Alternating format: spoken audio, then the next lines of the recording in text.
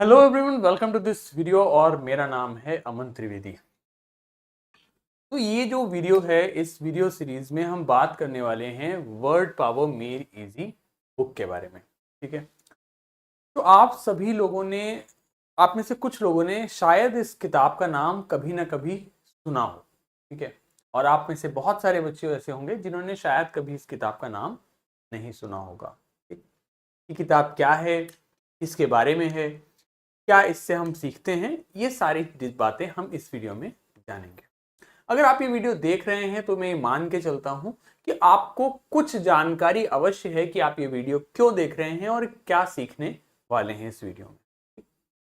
इस video series के माध्यम से हमारा उद्देश्य ये है कि हम अंग्रेजी भाषा के बनावट को सीख पाए। देखिए, आप में से सभी बच्चे, जितने भी बच्चे ये वीडियो देख रहे हैं, आप सब लोग एग्जाम की आप सभी के सभी बच्चे अपने डेली लाइफ में आप पढ़ाई करते हैं, आप स्कूल जाते हैं। आप स्कूल में बहुत सारे अलग अलग सब्जेक्ट सीखते हैं। आप मैथ सीख रहे हैं, आप साइंस सीखते हैं, आप हिंदी सीखते हैं, आप इंग्लिश सीखते हैं, आप अलग अलग संस्कृत सीख रहे हैं, कोई नैतिक शिक्षा सीख रहा है, जियोग्राफी सीख रहे हो। अलग अलग सब्जेक्ट्स आपके स्कूलों में आप पढ़ रहे होंगे। ठीक? हम जिस क्षेत्र से आते हैं, हम लोग जहाँ पे रहते हैं, ये जो एरिया है, इस एरिया में हम लोग, जो हमारा मोड ऑफ कम्युनिकेशन है, हमारे बातचीत करने का माध्यम है, वह क्या है? वह अंग्रेजी भाषा है। अगर मैं आपसे पूछूं कि आप कौन सी लैंग्वेज बोलते हैं, आप कौन सी भाषा बोलते हैं, तो आप में से ज्यादातर लोग मुझे कहेंगे कि मैं हिंदी भाषा में बोलता हूं। ठीक, आप जिस भी क्षेत्र से ये वीडियो देख रहे हो, आपके क्षेत्र की एक बोली अलग हो सकती है। जो मैं इस समय बोल रहा हूं, ये हिंदी का खड़ी बोली प्रकार है, ये खड़ी बोली का एक प्रकार है। लेकिन जैसे मैं यूपी से आता हूं, उत्तर प्रदेश से आता हूं, तो उत्तर प्रदेश के अलग अलग हिस्से में इसी खड़ी बोली के अलग अलग रूपों में इसका उपयोग होता है। जैसे अवध क्षेत्र में अवधी बोली जाती है, रामचरितमानस हमारी अवधी में लिखी गई है। बुंदेलखंड के क्षेत्र का जो क्षेत्र है, उसमें बुंदेली बोली जाती है। ब्रज का जो क्षेत्र है, उसमें ब्रज की के तरीके से इसको मोल्ड करके बोलते हैं। या यूपी के भी हर इलाके में एक अलग अलग तरीके से हम हिंदी को बोलते हैं। बिहार में आप जाते हो तो हिंदी अलग तरीके से बोली जाती है। राजस्थान में आप जाते हो तो वो चाहे वो जो भी भाषा बोल रहे हो, हिंदी में भी वो अलग एक्सेंट में बोलते हैं, अलग तरीके से बोलते हैं। तो वो तो हो गया बोली, लेकिन मूल रूप से सबकी भाषा क्या है? हिंदी है। तो आप सब लोग जो मुझसे बात करते हो, आप आपस में बात करते हो, वो किस भाषा में करते हो?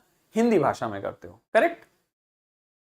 ये जो हमारी वीडियो सीरीज है, इस वीडियो सीरीज के माध्यम से मेरी कोशिश होगी, मेरा प्रयास होगा कि मैं आप लोगों की मदद कुछ उस भाषा में कर पाऊं जिस भाषा में हम सबका हाथ थोड़ा तंग है, जिसको सीखने में हम सबको थोड़ी सी कठिनाई होती है, जिसको सीखने से हम सबको थोड़ी सी दिक्कत होती है। तो उस लैंग्वेज में हम आपकी थोड़ी सी मदद करने की कोशिश इस वीडियो सीरीज के माध्यम से करने वाले हैं। ठीक है, इस वीडियो सीरीज में हम पढ़ेंगे कि कैसे इंग्लिश भाषा का विकास हुआ। हम पढ़ेंगे कि अंग्रेजी भाषा का विकास किस प्रकार से हुआ। हम इतिहास में नहीं जाएंगे, हम ये नहीं देखेंगे, इस वीडियो सीरीज के माध्यम से हम ये नहीं पढ़ेंगे कि अंग्रेजी कहां से आई, कैसे आई। ये नहीं हमारा उद्देश्य। हमारा उद्देश्य ये है कि हम थोड़ा सा इसको ना आसान कर सकें। आप सब लोग बचपन से इंग्लिश पढ़ रहे हो, लेकिन सबको पता है, जैसे मान लीजिए बचपन से आपको सिखाया गया कि ये क्या है, ये कलम है। हिंदी में हमें बताया गया कि इसे कलम कहते हैं, अंग्रेजी में हम इसे पेन कहते हैं। कि पेन हो या कलम हो, ये क्या है? एक वस्तु है जिसको हमने कोई नाम दे दिया। लेकिन अंग्रेजी में वो जो शब्द हम अंग्रेजी के पढ़ते आए हैं आज तक, उनके अर्थ का एक लॉजिक है, एक कारण है। तो इस वीडियो सीरीज के माध्यम से हम उन्हीं चीजों को समझने की कोशिश करेंगे। और उन चीजों को समझने के लिए हम किसकी मदद लेंगे? हम इस किताब की मदद लेंगे, जो कि वर्ड पावर मेड इजी नाम से आती है, और इस किताब के राइटर हैं नॉर्मन लुईस। ठीक, तो नॉर्मन लुईस की ये किताब है वर्ड पावर मेड इजी। आप सभी के बुक स्टोर्स पे आसपास में अवेलेबल होगी। इस किताब की कीमत बहुत ज्यादा नहीं है, कुछ 100-1 रुपए की किताब आपकी आती है। मैं यहाँ पे इस किताब का कोई प्रचार करने के लिए नहीं खड़ा हूं, मैं आपको ये बताने की कोशिश कर रहा हूं कि इस वीडियो सीरीज के माध्यम से हम इस किताब की मदद लेंगे, और उस किताब में जो लिखा हुआ है उसको मैं आप तक आसान भाषा में, अपनी भाषा में पहुंचाने की कोशिश करूंगा। ठीक, आप किसी भी क्लास में पढ़ रहे हो, आप किसी भी स्कूल में पढ़ रहे हो, इस वीडियो सीरीज के माध्यम से आप लोग ये सीखेंगे कि किसी भी शब्द का फॉर्मेशन कैसे होता है, कोई भी शब्द बनता कैसे है और उसका वह अर्थ होता क्यों है। मेरी बात मानो बच्चों, अगर आप लोग ये वीडियो देखते हो और ये सीरीज को पूरी तरीके से फॉलो करते हो तो आप जब ये कोर्स को खत्म करोगे तो आप ये बहुत कुछ सीख चुके होगे। आपके लिए अंग्रेजी जो अभी तक एक हवा बनी हुई है, एक बहुत बड़ी समस्या बनी हुई है, वो उतनी बड़ी समस्या नहीं रह जाएगी। क्यों? क्योंकि अभी हम किसी भी चीज को बिना लॉजिक, बिना कारण के समझ रहे हैं। जब हमारे पास थोड़ा सा एक कारण मिल जाएगा, एक लॉजिक मिल जाएगा, तो हम अपने लॉजिकल रीजनिंग वाला जो दिमाग है हमारा, उसको लगा पाएंगे। समझ रहे हैं? तो इस वीडियो सीरीज के माध्यम से मैं आपको यही कोशिश करने वाला हूं। ज्यादा भूमिका ना बनाते हुए मैं सीधे मुद्दे पर आता हूं और बात करता हूं आप सभी से। मेरा नाम अमन त्रिवेदी है और मैं आपको ये किताब इस वीडियो सीरीज के माध्यम से पढ़ाने वाला हूं। मैं रक्षा मंत्रालय में आप कार्यरत हूं, ऑडिटर के पद पे, और आप लोगों को इस सीरीज के माध्यम से पढ़ा रहा हूं। ठीक, मेरा अनुभव काफी ऑलरेडी है। मैंने ऑलरेडी बहुत सारे कोचिंग संस्थानों में पढ़ा रखा है, ऑनलाइन तरीके से आप बहुत बच्चों को पढ़ा रखा है, एसएससी एग्जाम्स के लिए मैं तैयारी करवाता हूं। तो इस वीडियो में हम फिलहाल आपके वर्ड पावर मेड इजी किताब के बारे में बात करने वाले हैं। तो without wasting much time, let's start the topic. मुद्दे की बात करें तो पहले थोड़ा सा ये समझ लेते हैं कि अंग्रेजी भाषा शुरू कहां से हुई और कैसे शुरू हुई, और मैं क्यों बताने की जा रहा हूं ये भी आपको थोड़ा सा बताता हूं। देखो, ध्यान से समझो। अगर आप दुनिया का मानचित्र देखते हो, अगर आपने कभी दुनिया का मानचित्र देखा है, अगर देखा होगा तो आप ये जानिए कि जो भारत से ऊपर का क्षेत्र है, अच्छा ये इतनी बात तो अच्छा सब बच्चे जानते हैं ना यहाँ पे कि अंग्रेजी कहां से आई, हिंदी कहां से आई। हिंदी इस देश में बोली जाती थी, अंग्रेजी कहां से आई? अंग्रेजी तो हमारी भाषा नहीं है। अंग्रेजी किसकी भाषा है? अंग्रेजों की। अंग्रेज कौन थे? जो ब्रिटेन या यूके या फिर इंग्लैंड से हमारे देश पर शासन करने आए थे। कहते हैं ना, वो कहावत है कि अंग्रेज चले गए अंग्रेजी छोड़ गए। तो वो वहां से शासन करने आए थे। जब वो बहुत बड़ी संख्या में करीब 200 साल तक हमारे ऊपर रहे, तो उन्होंने अपनी भाषा का हमारे ऊपर एक प्रभाव छोड़ दिया, और उसकी वजह से हमारे में से बहुत से लोग अंग्रेजी बोलने लगे। और धीरे धीरे दुनिया में, क्योंकि इंग्लैंड में भी इंग्लिश बोली जा रही है, यूएस में भी इंग्लिश बोली जा रही है, तो धीरे धीरे वो वर्ल्ड लैंग्वेज बनी। इंग्लिश एक ग्लोबल लैंग्वेज बन गई।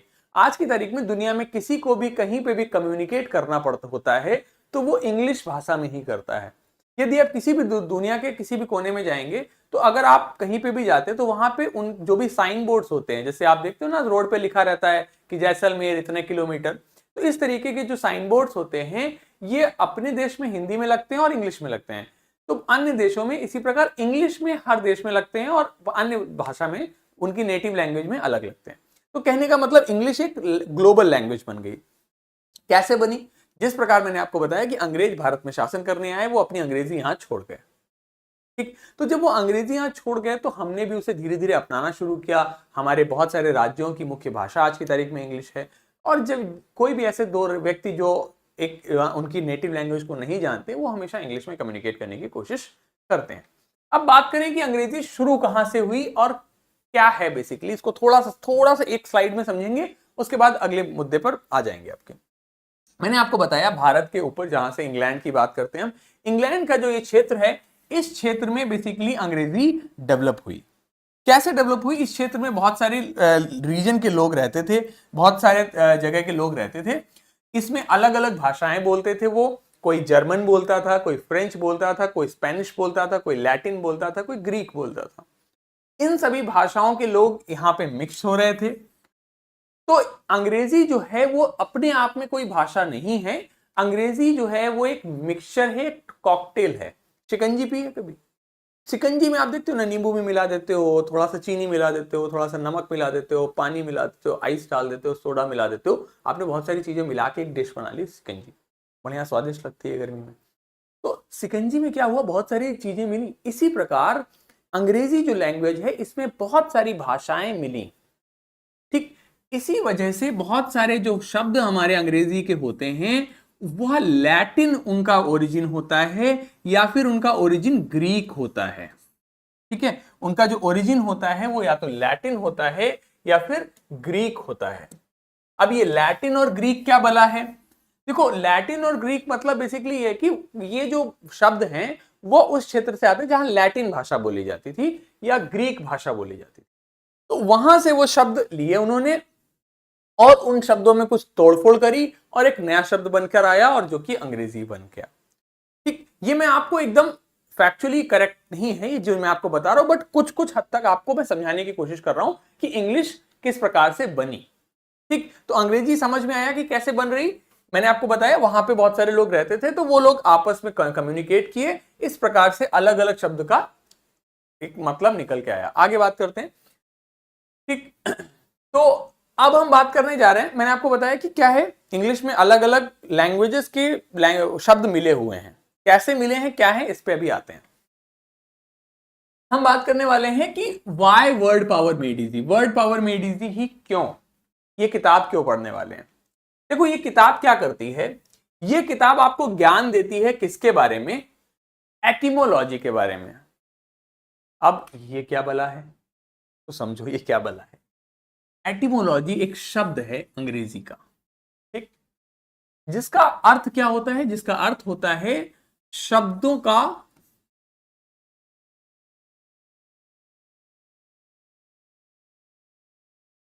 ओरिजिन,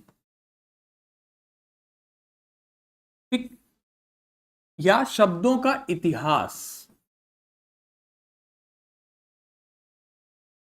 ठीक, एटिमोलॉजी का मतलब हिंदी में यह होता है कि हम क्या पढ़ते हैं, एटिमोलॉजी का मतलब होता है कि कोई भी शब्द का विकास कैसे हुआ, चाहे वो किसी भी भाषा का हो, वह किस फॉर्म में पहले था, आज की फॉर्म किस फॉर्म में है, और उसका अर्थ कहां से आता है। ये जो बातें बताता है इसे कहते हैं एटिमोलॉजी।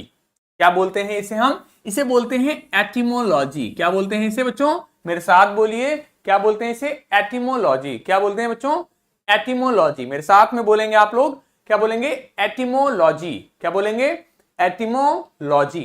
ओके, सो एटिमोलॉजी क्या होता है, एटिमोलॉजी मैंने बताया शब्दों का इतिहास, history and origin of words, history and origin of words.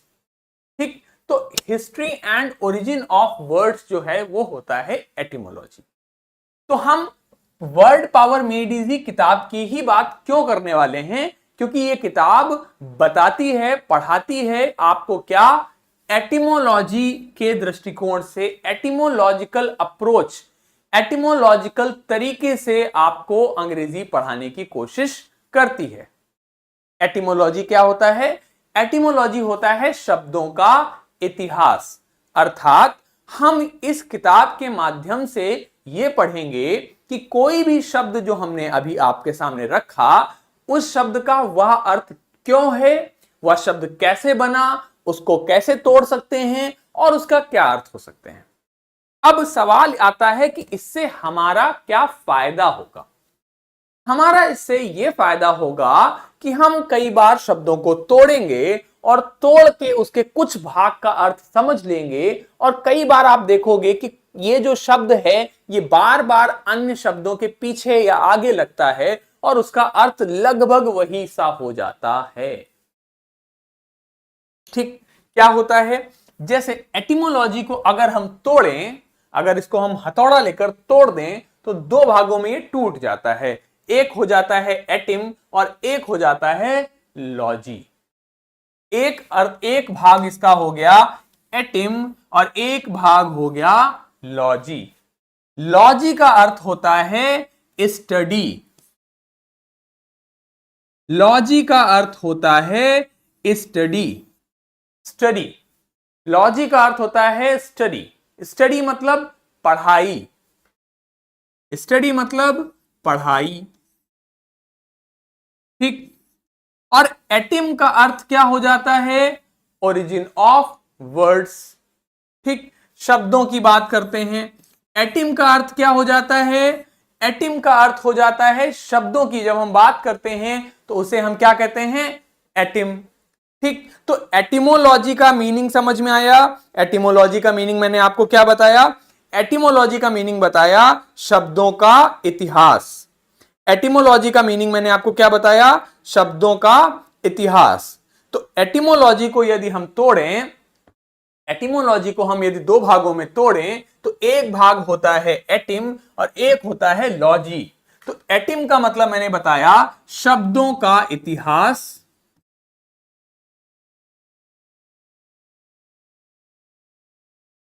शब्दों का इतिहास। तो यदि बात करें तो एटिमोलॉजी क्या होता है? एटिमोलॉजी होता है शब्दों के इतिहास की पढ़ाई। समझ आया? अब आपसे कोई पूछे कि एटिमोलॉजी का मतलब क्या है, तो आप बता सकते हो उसे क्या कि बच्चा देखो, लॉजी होता है स्टडी, लॉजी का मतलब पढ़ाई, और एटिम का मतलब शब्दों का इतिहास। तो एटिमोलॉजी का मतलब क्या हो गया? शब्दों के इतिहास की पढ़ाई। समझ में आई मेरी बात? आई होप आई होगी। तो इस प्रकार से हम इस पूरी किताब में, जिस प्रकार आपने देखा कि मैंने एटिमोलॉजी को कैसे दो भागों में तोड़ा और आपने उसके अर्थ को पढ़ा, तो उसी प्रकार हम इस किताब में पूरी पढ़ाई करते हैं। जैसे अब आपको पता चल गया है कि लॉजी का मतलब क्या होता है? पढ़ाई। अब आप सभी लोग, कुछ शब्द जो मैं लिखने जा रहा हूं, आप सभी लोगों ने कभी ना कभी सुने होंगे। जैसे कि अगर आप बात करें, आप लोग स्कूल में शायद पढ़ते होंगे क्या? बायोलॉजी। क्या पढ़ते होंगे? बायोलॉजी पढ़ते हैं। इसी प्रकार आप लोगों ने कभी पढ़ा होगा सोशियोलॉजी।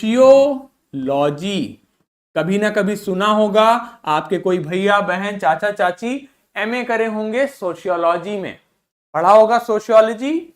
तो अब आप सब लोग इस बात को अच्छे से समझ सकते हो कि बायोलॉजी का मीनिंग कैसे निकलता है या सोशियोलॉजी का मीनिंग कैसे निकलता है। कैसे निकलता है आपको पता है? लॉजी का मतलब होता है पढ़ाई, लॉजी का मतलब होता है पढ़ाई। और बायो का मतलब क्या होता है? बायो का मतलब होता है जीवन। बायो का मतलब क्या होता है? बायो का मतलब होता है जीवन। तो बायोलॉजी क्या हो गया? जीवन की पढ़ाई, मतलब जैविक चीजों की पढ़ाई, ऐसे चीजों की पढ़ाई जो कि जीवित हैं, जो कि जीवित हैं। यानी कि बायोलॉजी क्या है? Study of living organisms, living जीवित ऑर्गेनिजम्स की पढ़ाई को बायोलॉजी कह देते हैं। इसी प्रकार सोशियोलॉजी, तो सोशियो मतलब होता है समाज, सोशियो मतलब होता है समाज, और लॉजी का मतलब हो जाता है पढ़ाई। ठीक, तो समाज की पढ़ाई, इसे हम क्या कह देते हैं? समाज शास्त्र। समझ में आया? तो इससे आपको, अभी जो मैंने आपको पिछले 10-5 मिनट में बताया, इससे आपको एक बात तो समझ आई होगी कि अच्छा, जो आज तक आप सभी लोगों को पढ़ाया गया है, अंग्रेजी आप सब लोगों ने पढ़ी है स्कूल में, कॉलेज में, कि यार स्कूल कॉलेज में जो हम अंग्रेजी पढ़ रहे थे उसमें हमें शब्द लिखाते थे, उसका मीनिंग बता देते थे, शब्द लिखाते थे, मीनिंग बता देते थे, लेकिन हमें कभी यह नहीं बताया कि इसका अर्थ यह है तो यह क्यों है। आज आपको जब मैंने ये बताया तो आपके दिमाग में थोड़ा सा तो कौतूहल जागा होगा, थोड़ा सा तो आश्चर्य लगा होगा बच्चों कि भाई एटिमोलॉजी का मीनिंग क्या होता है, शब्दों का इतिहास तो क्यों हो रहा है? क्योंकि इसका मीनिंग ये है, इसका मीनिंग ये है। और अच्छा, पता है एक बात और बताऊं बच्चों, ये जो शब्द हैं, जैसे ये शब्द हैं, तो इसके जो, अगर आप थोड़ा सा इतिहास में जाओगे तो पता लगेगा कि ये सब किसी ना किसी अन्य भाषा के रूट वर्ड्स हैं। या तो ये ग्रीक भाषा का शब्द है, या तो ये लैटिन भाषा का शब्द है, और वहां से हमने इन्हें उधार ले लिया है अंग्रेजी भाषा वालों ने, और उस प्रकार से लैंग्वेज में इन शब्दों को शामिल किया हुआ है। ठीक, थोड़ा सा आश्चर्य लगा, थोड़ा सा इंटरेस्ट जगा, कुछ मजा आया पढ़ने में? कैसे बता रहा हूं मैं आपको, थोड़े सा तो इंटरेस्ट जगा होगा, आई होप। ठीक, हो सकता है बहुत सारी चीजें ना समझ में आई हूं, क्योंकि मैं आपको ऑनलाइन मोड में चीजें बता रहा हूं, आप मेरे सामने नहीं बैठे हुए हैं, तो मुझे नहीं समझ में आ रहा है कि आप लोग को कितनी चीजें समझ आ रही, बट आई होप मैं जितना कोशिश कर रहा हूं आपके दिमाग तक कुछ कुछ पहुंच रहा है। ठीक, तो एटिमोलॉजी जिस तरीके से, अब ये जो किताब है हमारी, जिस तरीके से मैंने आपको एटिमोलॉजी का मीनिंग बताया, इसी प्रकार बहुत सारे शब्दों के मीनिंग वो बताती है। और इस किताब के माध्यम से हम बहुत सारे अंग्रेजी के शब्द तैयार कर लेते हैं। उन शब्दों को आप, अगर आप कभी अंग्रेजी अखबार पढ़ोगे, कभी किताब पढ़ोगे, कभी समाचार देखोगे, तो आपको वो शब्द दिखेंगे। कभी डॉक्टर के पास जाओगे तो डॉक्टर को वो शब्द इस्तेमाल करते देखोगे। कभी आप एग्जाम की कोई तैयारी करोगे, आगे चल के कॉम्पिटिटिव एग्जाम्स की तैयारी करोगे, प्रतियोगी परीक्षाओं की तैयारी करोगे, आप में से कुछ बच्चे आईएएस की तैयारी करेंगे, कुछ बच्चे एसएससी की तैयारी करेंगे, कुछ बच्चे आईआईटी की तैयारी करेंगे, कुछ बच्चे आगे जाके किसी भी एकेडमिक कोर्स में जाएंगे। तो आप लोग इन सभी शब्दों को आगे अपने जीवन में इस्तेमाल कर पाएंगे और आपकी एक अंडरस्टैंडिंग, आपकी एक डेवलप होगी कि आप ये समझ पाओगे कि कोई भी शब्द किस प्रकार बनता है। ठीक, आगे बढ़ते हैं, थोड़ा सा ये जानने की कोशिश करते हैं। अब देखो एक बात समझो, जैसे ये जो हमने सीखा ये क्या है, हमने शब्दों को तोड़ा। अब ये जो भागों में तोड़ा है ना हमने, इनको हमने थोड़ा सा नॉमेनक्लेचर कर दिया। देखो यार, घर में कोई भी बच्चा पैदा होता है तो सबसे पहले ना उसका क्या कर दिया जाता है, नाम रख दिया जाता है भाई, जिससे कि पहचान, जब भी मैं कहूं कि फलाना, तो आपके दिमाग में तुरंत आना चाहिए कि मैं किसकी बात कर रहा हूं। ठीक, मैंने कहा गाय, आपके दिमाग में तुरंत गाय की पिक्चर बन गई, करेक्ट। तो जब भी कोई भी शब्द होता है, कोई भी चीज होती है, तो हम उसका एक नाम रख देते हैं, जिससे कि हमें पहचानने में थोड़ी सी आसानी हो जाए कि ये क्या कहना चाह रहा है कि नहीं। तो बात करें इस किताब की, तो इस किताब में आपको एटिमोलॉजिकल यानी कि ओरिजिन ऑफ, इस शब्दों को तोड़ तोड़ के आपको पढ़ाया जाता है। हम इसमें क्या जानते हैं, रूट वर्ड क्या होता है। रूट वर्ड क्या होता है, देखो रूट वर्ड क्या है, हर शब्द का एक रूट वर्ड होता है। रूट मतलब क्या होता है, रूट मतलब हिंदी में होता है जड़। ठीक, रूट मतलब होता है जड़। तो हर एक शब्द जो है उसका एक जड़ होगा, एक उसका रूट होगा, एक उसकी जड़ होगी। जैसे पेड़ होता है ना हमारा,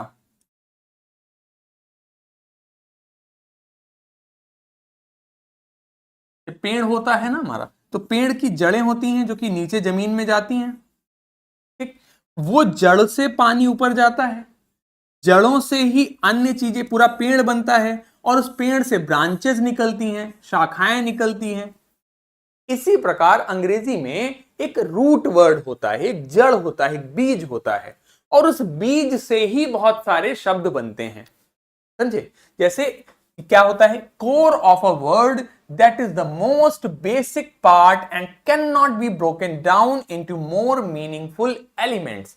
इसको आप इग्नोर करिए, अंग्रेजी भाषा को हिंदी में समझिए कि कोई एक शब्द का एक टुकड़ा होता है जिसको आप फर्दर ब्रेक डाउन नहीं कर सकते, और उसका एक मीनिंग होता है, उसके सहारे बहुत सारे अन्य शब्द बनते हैं और उसका मीनिंग निकलते हैं। जैसे कि अगर हम बात करें, पीछे हमने जैसे एटिमोलॉजी देखा, तो इसमें आपने एक वर्ड देखा एटिम, इसको हम फर्दर नहीं तोड़ सकते, इसको और ज्यादा नहीं तोड़ा जा सकता है, इसको और ज्यादा नहीं तोड़ा जा सकता है, और इसका अपने आप में एक अर्थ है। ठीक, तो इस तरीके के शब्दों को हम रूट वर्ड कहते हैं, यानी कि एक ऐसा शब्द जो उस शब्द का एक बहुत ही बेसिक पार्ट है, जो उसका एक बहुत ही इसेंशियल पार्ट है, जो बहुत ही जरूरी हिस्सा है। जैसे आप लोगों के घर में आपके जो बाबा दादी होंगे या जो सबसे बड़े पूर्वज होंगे, वो सबसे जरूरी मुखिया हैं, उनके थ्रू ही आगे की पीढ़ियां बढ़ी हैं। ठीक, तो वो जो हो गए वो रूट हो गए। ठीक, आप लोग ब्रांचेस, आप लोग शाखाएं हो गए। ठीक, तो एक शब्द, जिसका एक शब्द को हम तोड़े, उसमें से एक शब्द का हिस्सा आया, उस हिस्से का जो जो जो हिस्सा है उसको आगे नहीं तोड़ा जा सकता है, और उस हिस्से से बहुत सारे अलग अलग शब्द बन सकते हैं, तो उसे हम क्या कहते हैं, रूट वर्ड कहते हैं। ठीक, इसके अलावा कुछ एफिक्सेस होते हैं। एफिक्सेस क्या होते हैं, एफिक्सेस यानी कि एफिक्सेस दो तरीके के होते हैं, एक होते हैं प्रीफिक्सेस, एक होते हैं सफिक्सेस। ठीक, हिंदी में आप लोगों ने पढ़ा होगा उपसर्ग एवं प्रत्यय। हिंदी में आप लोगों ने पढ़ा होगा उपसर्ग एवं प्रत्यय। उपसर्ग क्या होता है, उपसर्ग जो एक चीज के आगे लगता है वह हो जाता है प्रीफिक्स जो किसी चीज के पीछे लगता है वो क्या हो जाता है? सफिक्स। अब मेरी बात ध्यान से समझो, ये जो पीछे एक हमने शब्द देखा एटिमोलॉजी, इसमें जो लॉजी है ये क्या है? ये प्रीफिक्स है या सफिक्स है? ये प्रीफिक्स है या सफिक्स है? मैंने क्या बताया? प्रीफिक्स, पी मतलब पहले, ठीक, एस फॉर सफिक्स, सफिक्स मतलब बाद में। तो ये जो लॉजी शब्द है ये पहले लगा है या बाद में लगा है? बाद में लगा है, तो ये क्या हो गया बच्चों? सफिक्स हो गया, ठीक। और एटिम यहां पर क्या हो गया? एटिम यहां पर रूट वर्ड हो गया, ठीक। तो इसी प्रकार कुछ शब्द आपके शब्दों के आगे लगेंगे, जो आगे लगेगा वो प्रीफिक्स हो जाएगा, जो पीछे लगेगा वो सफिक्स हो जाएगा। अब आप में से बहुत सारे लोग मेरे से पूछेंगे कि सर हम इसमें पहचाने कैसे? सर इसमें से रूट वर्ड क्या है, इसमें से प्रीफिक्स क्या है, इसमें से सफिक्स क्या है, ये सब हम कैसे पहचाने? हमें कैसे पता होगा कि ये इसका मुख्य भाग है, ये इसका आगे का भाग है, पीछे का भाग है? हमें तो सब एक जैसे लगते हैं, ठीक है नहीं? आप तो ऐसे ही कहोगे। लेकिन देखो, समझो ध्यान से, जैसे मैंने लिखा अमोरल, ठीक, मैंने लिखा अमोरल। मॉरल का मतलब होता है नैतिक,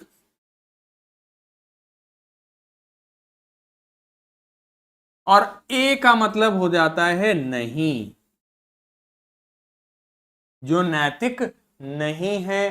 तो अमोरल का मतलब क्या हो गया? अनैतिक, समझे? अब मुझे कोई बता दे इसमें से प्रीफिक्स क्या है और रूट वर्ड क्या है? भाई वर्ड इसमें से क्या है? वर्ड है मॉरल, तो मॉरल हमारा क्या हो गया? मॉरल हमारा रूट वर्ड हो गया। और ए हमारे शब्द के पहले लगा है या बाद में लगा है? ए हमारे शब्द के पहले लगा है, तो ए हमारा प्रीफिक्स हो गया। आई बात समझ में? प्रीफिक्स और सफिक्स समझ आ गए, रूट वर्ड समझ आ गए।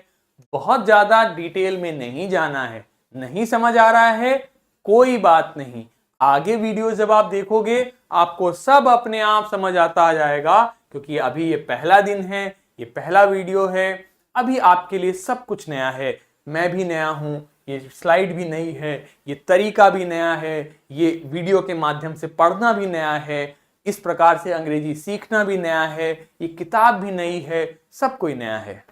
तो जब पहली पहली बार आप किसी से मिलते हो तो सब कुछ नया लगता है, लेकिन जब आप थोड़ा सा उसे जान जाते हो, थोड़ा सा आप परिचय हो जाता है, तो फिर वो चीजें समझ अपने आप आने लगती हैं, ठीक। जैसे में से बहुत सारे लोगों ने जब पहली बार साइकिल सीखी होगी, तो साइकिल सीखते समय आपको उतना नहीं समझ आ रहा होता है क्या है क्या नहीं, पर 2-4 दिन के बाद में मस्त आप एक पैडल पे चलाने लगते हो साइकिल, है कि नहीं?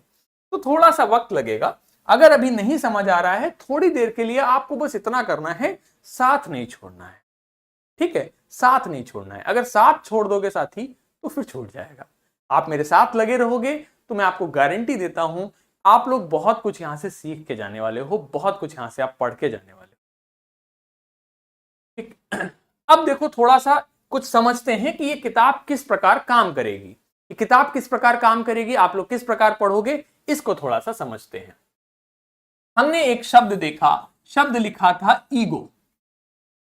ईगो ये अपने आप में एक शब्द दिखता है, ये जो शब्द हो गया तो इसका एक ये क्या हो गया? आपका ये रूट वर्ड हो गया। अब रूट वर्ड में आगे प्रीफिक्स या फिर पीछे सफिक्स लगा के बहुत सारे शब्द बन सकते हैं। आपको पता है रूट वर्ड क्या होता है? जैसे अभी हमने देखा रूट वर्ड। अब पता है रूट वर्ड करता क्या है? रूट वर्ड आपकी वो चाबी है, जैसे आपने सुना होगा ना कि कहते हैं कि चोरों के पास ताले की मास्टर की होती है, मास्टर चाबी होती है, या मास्टर पासवर्ड, एक ऐसा पासवर्ड जिसको कहीं पे भी डालोगे खुल जाएगा, या ऐसी चाबी जिसको किसी भी ताले में लगाओगे तो खुल जाएगा, ठीक। तो एक रूट वर्ड जो होता है वो एक प्रकार से मास्टर की का काम करता है। मतलब आपको यदि एक शब्द के रूट वर्ड का अर्थ पता चल गया तो आप उससे बहुत सारे शब्द बना सकते हो, उससे बहुत सारे शब्द बन सकते हैं, एक रूट वर्ड से बहुत सारे शब्द बन सकते हैं। और अगर आपको रूट वर्ड का मीनिंग पता है, अगर आपको किसी के पापा का नाम पता है, तो आपको पता चल जाएगा कि इस व्यक्ति के आगे नाम के टाइटल में क्या लगता होगा। अगर आपको किसी के पापा गांव का नाम पता है तो आपको उसकी हरकतों के बारे में, उसकी बिहेवियर के बारे में पता लग जाएगा। हमारे गांव देहात में जब शादी होती है तो हर व्यक्ति क्या करता है, किसी की लड़के के बारे में कुछ पता करना है तो क्या करता है, पहले तो गांव पता करो, या लड़की के बारे में पता करना है तो गांव पता करो। शादी करने से पहले गांव पता कर लिया तो अब हमें यह पता लग जाएगा कि कैसे लोग होंगे उस गांव में, कैसे लोग रहते हैं, अच्छे लोग रहते हैं, बुरे लोग रहते हैं, तो उस प्रकार से हम आइडिया लगा लेते हैं। वही कार्य यहां पर होगा। जब हम देखेंगे कि हमने एक रूट वर्ड पढ़ लिया, एक रूट वर्ड का मीनिंग जान लिया, तो जब हमें एक रूट वर्ड का मीनिंग पता है तो उसके आधार पे हम बहुत सारे शब्दों को सीख सकते हैं, उन शब्दों के मीनिंग को आसानी से सीख सकते हैं। कैसे, आइए देखते हैं। जैसे हमने जाना कि ईगो, ईगो का मतलब क्या होता है, ईगो का मतलब होता है आई।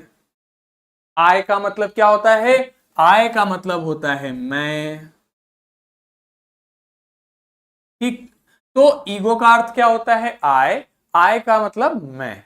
अब इतनी बात मुझे पता है, अब आगे जानते हैं। अच्छा एक चीज और समझो, जैसे गांव वगैरह में अक्सर आप देखते हो कि किसी का कोई नाम था, ठीक है, उस नाम को गांव में कुछ लोग बिगाड़ देते हैं और फिर वो बिगड़ते बिगड़ते बिगड़ते वो उसका नाम से बहुत अलग नाम लोग रख देते हैं। ऐसा करते हैं कुछ लोग गांव में, ठीक। यही काम रूट वर्ड में होता है।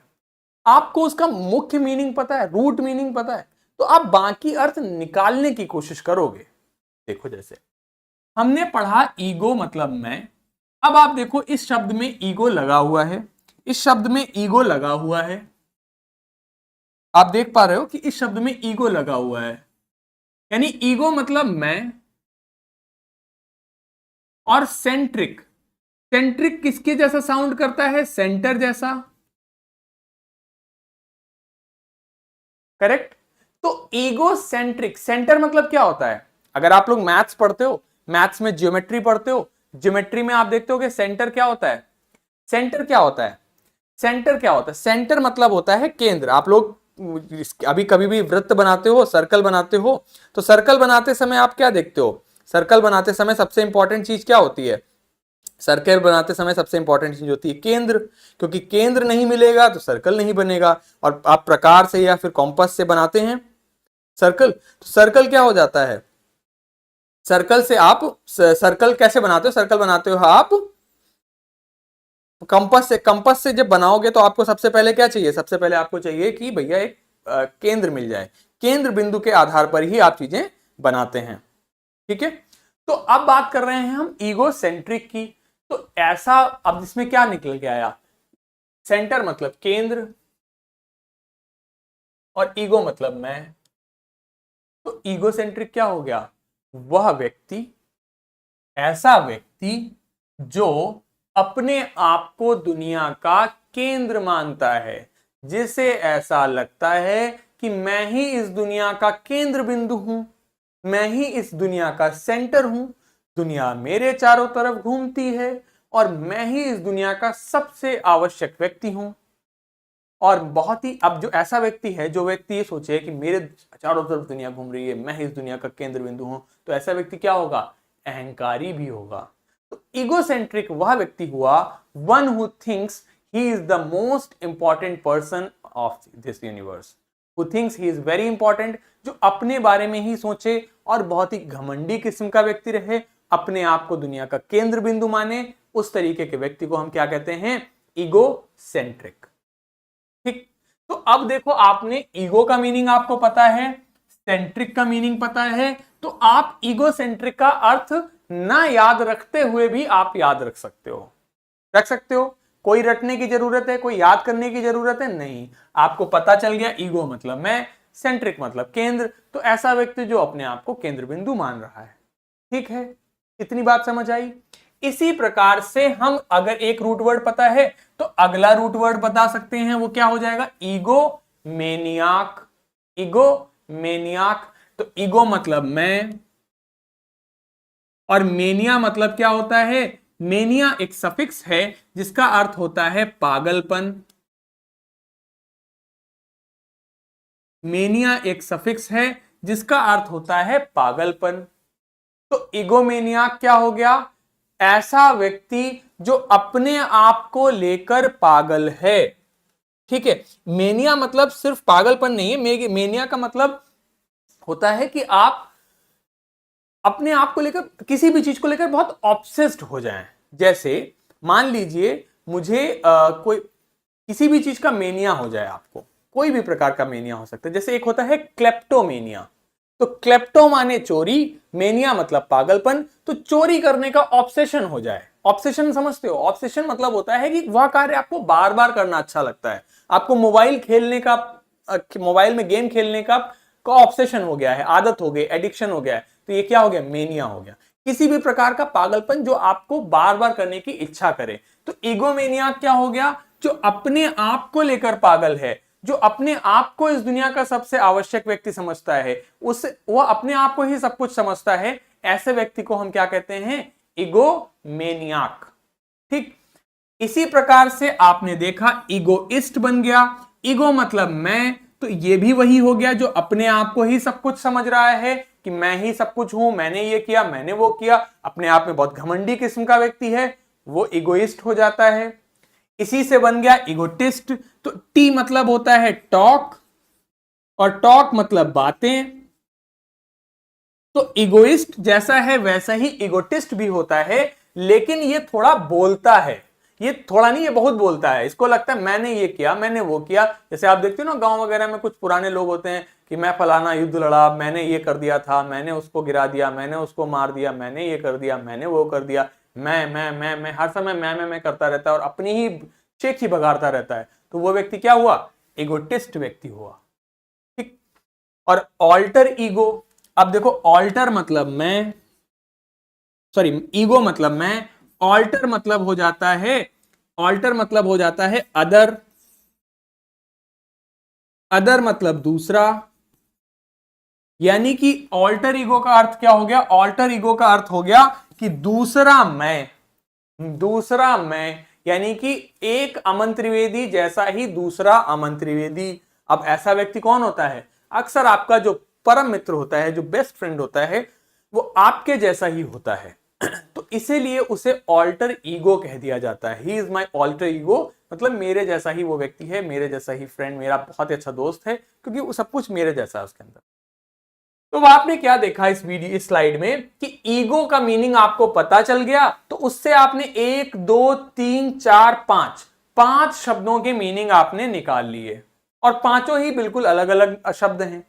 सबका एक रूट जो है वो सेम है, सबका जो पिताजी है वो सेम है, सबका जो फादर है वो सेम है, लेकिन पीछे सेंट्रिक लगा दिया तो कुछ और हो गया, मेनियाक लगा दिया तो अलग हो गया, आईएसटी लगा दिया तो अलग हो गया, टिस्ट लगा दिया तो अलग हो गया, ऑल्टर ईगो कर दिया तो अलग हो गया। और इस प्रकार से अन्य शब्द भी बन सकते हैं ईगो के सूत्र लेकर। तो आपने क्या समझा? आपने ये समझा कि अगर हमें किसी शब्द का रूट वर्ड पता है, तो उससे आगे पीछे के जितने, आगे पीछे दाएं बाएं के जितने भी शब्द हैं वो हमें पता लग सकते हैं। यानी कि अगर हमने एक शब्द का रूट वर्ड का मीनिंग याद कर लिया, तो हम उससे रिलेटेड 8-10 और शब्द तो पढ़ ही सकते हैं।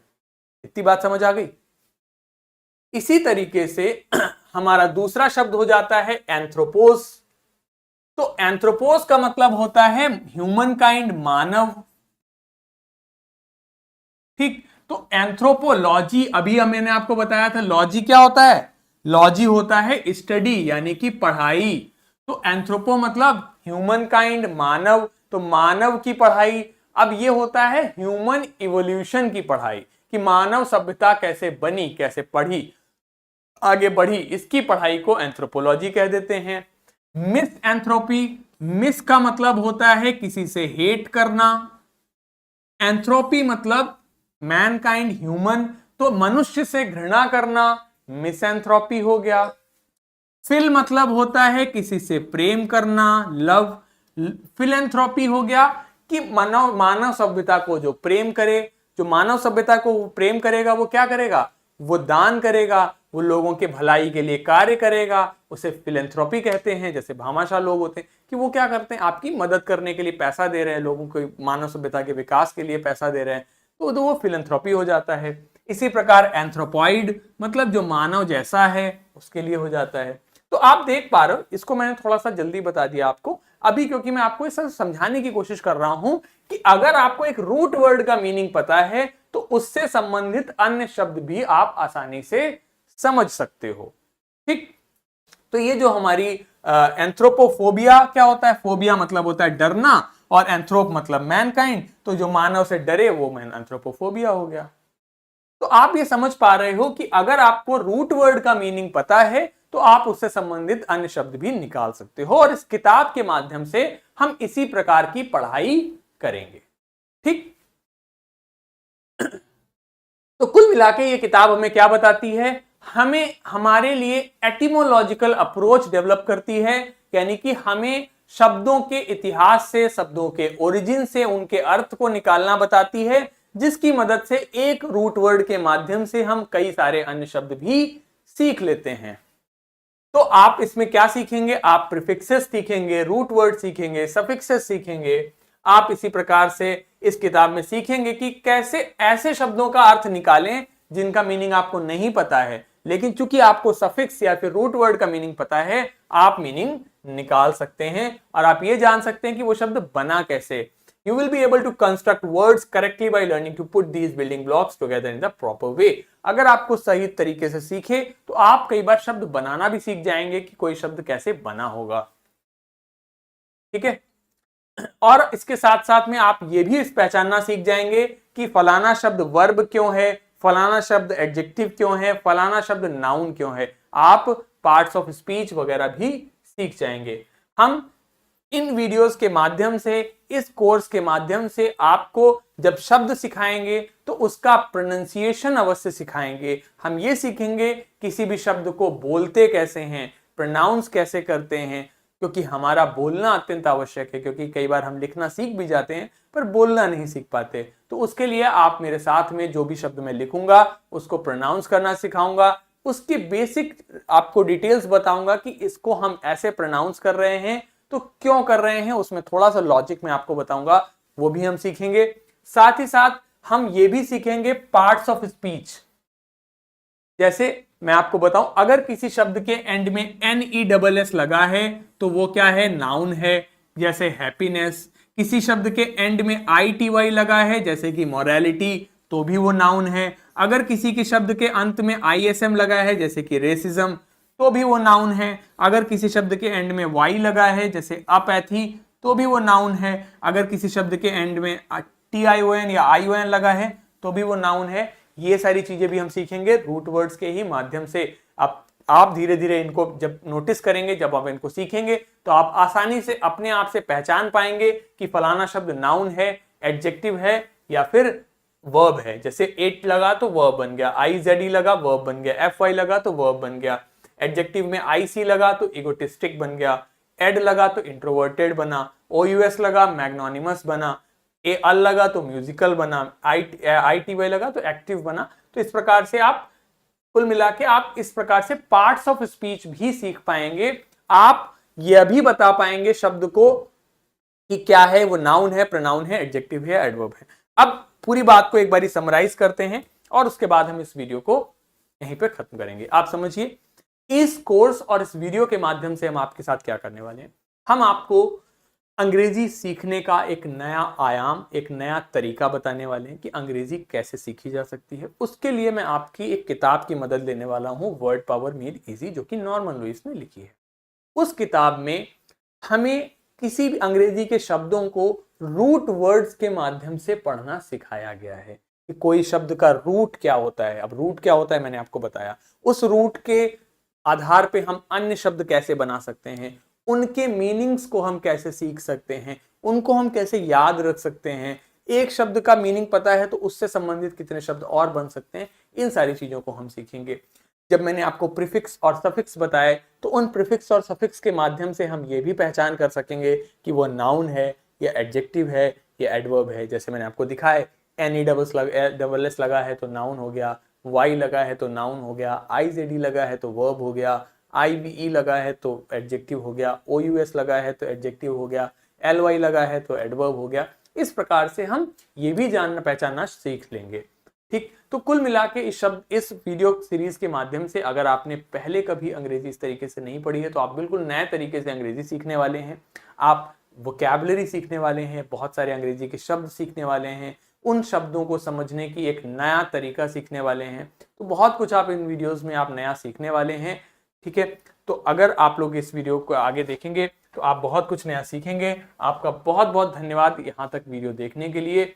आगे के वीडियोस में हम इस किताब के सेशन 1, सेशन 2, सेशन 3 इस प्रकार से वीडियोस लेकर आएंगे, जिसमें उसमें जो बताया गया है उसको मैं आप तक पहुंचाने की पूरी कोशिश करूंगा। ठीक है, तो मिलते हैं अगले वीडियो में।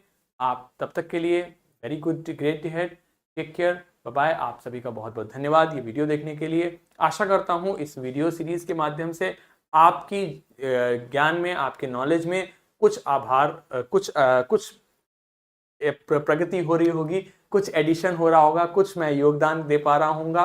ठीक है, तो मैं अमन त्रिवेदी आपसे विदा लेता हूँ इस वीडियो के एंड में। तब तक के लिए अपना ध्यान रखिए, खूब खेलिए, खूब पढ़ाई कीजिए और अपना स्वास्थ्य का ध्यान रखिए। मिलते हैं अगले वीडियो में, तब तक के लिए good bye, take care, have a very great day. Thank you so much, bye.